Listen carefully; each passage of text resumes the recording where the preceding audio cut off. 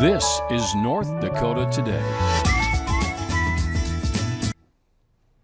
Good morning, everyone. Thanks for joining us for North Dakota Today. I'm Lisa Bedeau here with Jordan Schreier, preparing for the blast of really cold weather. For the deep freeze that we have going on. I don't know. And we just haven't seen the sun in so many days. I'm getting a little depressed. Just the dreary, foggy, cloudy conditions. And then now, like, even more cold weather is supposed to be coming. You just talk on the phone with people or just meet people in general, and you're like, hey, what'd you do the other day? Or what do you got planned? And they're like, nothing. And you're like, yeah, same. You just like are like, okay, well, that's. I told you we went out last night my husband and I, just for like a quick drink and some sweet potato fries. But when we were coming back, it was drizzling when we left to go to the restaurant. We came back.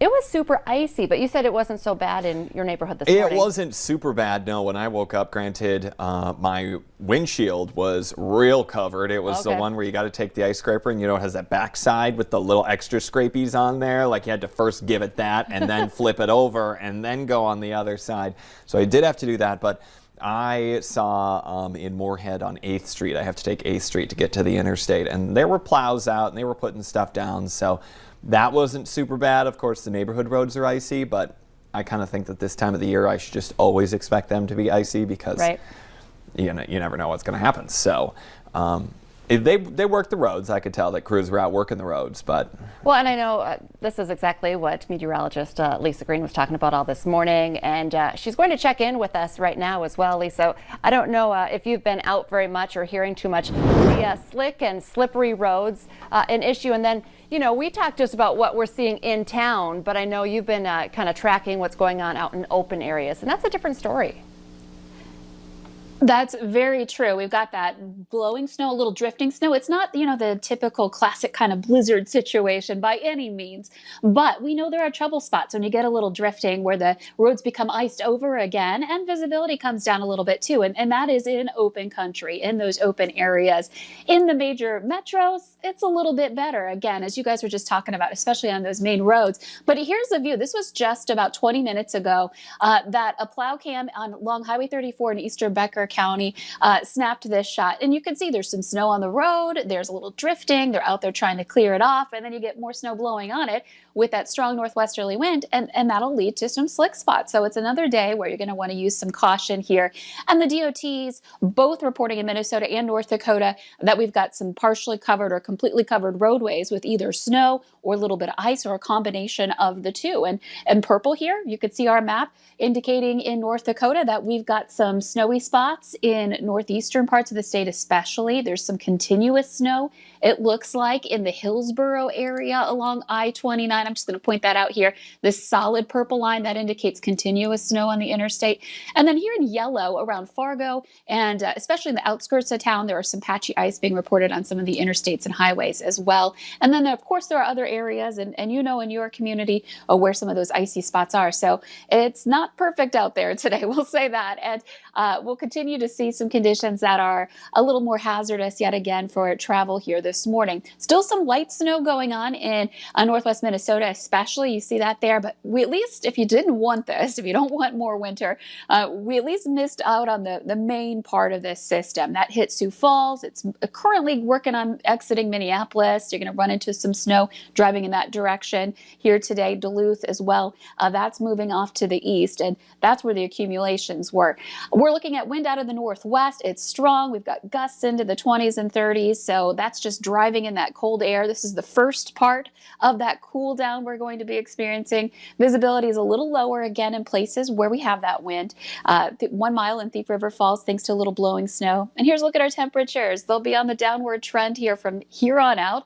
And one spot already in that sub-zero range this morning, Devil's Lake at 1 below. Your wind chills now dipping into the teens to 20s below. So hopefully, if it didn't feel so bad when you walked out the door this morning, hopefully you brought your winter weather gear to help bundle up for returning home from where you happen to be here this morning and this afternoon, because it's going to feel worse later on. So I've got to look at our temperatures up in Canada because this is the air mass we're watching. Eventually, this is going to dip southward. It's already started to again in this first round, but the second reinforcing shot hits later this weekend. So hang in there. We're looking at conditions today. Again, temperature's not really going anywhere, mostly cloudy skies. It's this weekend where we're going to see the big hit of cold. And we've got a wind chill watch that's been issued. It starts tomorrow. So that does not include today. It starts tomorrow evening. And look how long it goes.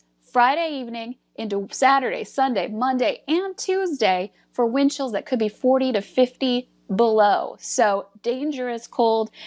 Your air temperature itself is going to be tough. We're talking several days in a row below zero. And we haven't seen that yet this season. So I hope you're ready for it. You still have a little time, even though today the cold trend has already started. We're already feeling that difference. I can definitely feel it out there. But you're right. This is why you're forecasting this and warning us so that we get everything prepped, get all the groceries in the house, have that. Get the jumper cables yes. in the vehicle because someone is going to need it. I've already jumped 2 cars this year, right. so I'm anticipating that come the next few days there's going to be calls again. I know Julie, our overnight producer for the Valley today, was talking about block heaters and how she was going to get her car started. So. Yeah, it's, something to plan for because we do some of us still have to get out and about and. Oh yeah, a lot of people still have to go about with their daily lives, and so they need to make sure that they get to and from and do it safely. And so Lisa, I know one time you even mentioned you were like, if you're even just bringing the trash can out, dress up for the appropriate conditions because in this type of weather, I mean, it doesn't take long to have something bad happen. If you can just explain that a little bit. Yeah, like if you're just walking out the door, maybe you slip and fall. Hopefully that doesn't happen. Or, something happens, you get locked out of your house. We all do that from time to time. And, if you get caught out in that not properly dressed, frostbite can set in a matter of minutes. At those kind of wind chills, we're talking 10 minutes or less. So you don't want to be caught outside without being fully bundled up. So yes, even if you're just taking the trash can out, it's a good idea. And the other thing I was going to mention is, the weather's going to improve as far as the precipitation. The roads will get a little bit better as they're treated and the snow ends and that wind eases up a little bit. But, if you run into car trouble out on the road, maybe a flat tire or anything like that, if you're traveling, always have that winter survival kit with you because, it might seem like the road is clear, but you could still end up on the side of the road for whatever reason, and you want to make sure that you are safe. So winter survival kit, have that fully charged cell phone, and always let somebody know where you're heading in the winter time. That way, if you don't make it there when they're expecting you, they can start looking for you. So you can get into a warm home or a warmer car much more sooner than you would be expecting here if you're not properly planning for it. Yeah. And have that VNL weather app on your phone too, because then you can kind of track, what's going on, if there is any more freezing. Great idea. All that good stuff or bad stuff that's happening. Yeah, right. All the stuff that you well. need to know about to stay safe. All right, weather lady extraordinaire Lisa Green, thanks for joining us today. Coming up on North Dakota Today, mothers are a special and unique group. We all know that. Every year, American Mothers, Inc. has a difficult task of choosing just one Mother of the Year from each state. And we're talking to North Dakota's honoree next.